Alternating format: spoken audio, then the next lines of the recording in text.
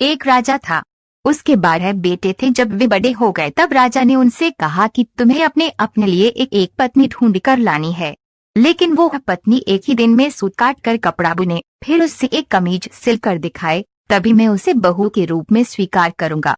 इसके बाद राजा ने अपने बेटों को एक एक घोड़ा दिया। वे सभी अपनी अपनी पत्नी खोजने निकल पड़े। कुछ ही दुर्गे थे कि उन्होंने आपस में कहा कि वे अपने छोटे भाई को साथ नहीं ले जाएंगे। 11 भाई अपने छोटे भाई को अकेला छोड़कर चले गए। वह रास्ते में सोचने लगा कि वे आगे जाए या लौट जाए। छोटे भाई का चेहरा उतर गया था। वह घोड़े से उतरकर घास पर बैठ गया और रोने लग गया। रोते रोते वो अचानक चौंक गया। उसने सामने की घास हिली और कोई सफेद चीज उसकी और आने लगी।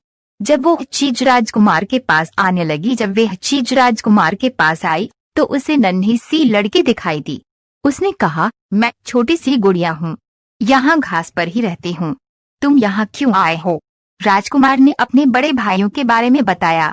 उसने अपने पिता की शर्त के बारे में भी बताया। फिर उससे गुड़िया से पूछा, क्या तुम एक दिन में सूत काट कर कपड़ा बुनकर एक कमीज सिल सकती हो?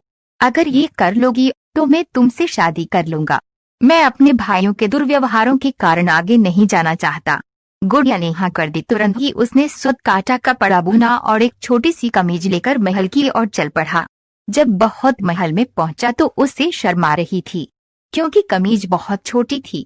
फिर भी राजा ने राजकुमार को विवाह करने की अनुमति दे दी। राजकुमार गुड़िया को लेने चल पड़ा। जब वह घास पर बैठी गुड़िया के पास पहुंचा तो उसने गुड़िया से घोड़े पर बैठने को कहा। गुड़िया ने कहा, मैं तो अपने 2 चूहों के पीछे चांदी की चम्मच बांधकर उसमें बैठकर जाऊंगी। राजकुमार ने उसका कहना मान लिया। राजकुमार घोड़े पर सवार हो गया। गुड़िया चूहों के पीछे बंधी चांदी की चम्मच पर सवार हो गई। राजकुमार सड़क के एक ओर चलने लगा क्योंकि उसे डर था कि कहीं उसके घोड़े का पाँव गुड़िया के ऊपर न पड़ जाए। गुड़िया सड़क के जिस ओर चल रही थी उस ओर एक नदी बह रही थी। अचानक गुड़िया नदी में गिर गई, लेकिन जब वे नदी के अंदर से ऊपर आई तो राजकुमार के समान बड़ी हो गई थी। राजकुमार बहुत पसंद हुआ। राजकुमार महल में पहुंचा तो उसके सभी बड़े भाई अपनी अपनी होने वाली पत्नियों के साथ वहां आ चुके थे, लेकिन उनके भाइयों की पत्नियों का व्यवहार अच्छा नहीं था और न ही वे सुंदर थी।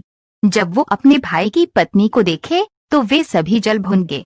राजा को पता चला कि बड़े पुत्रों छोटे राजकुमार के साथ दुर्व्यवहार किया है तो उसने बड़े बेटों की खूब निंदा की। फिर छोटे बेटे को गद्दी सौंप दी। छोटे राजकुमार का विवाह गुड़िया के साथ धूमधाम से हुआ। अब छोटा राजकुमार राजा था और गुड़िया रानी, दोनों सुख से रहने लगे। इससे हमें ये शिक्षा मिलती है कि किसी से ईर्ष्या नहीं करनी चाहिए।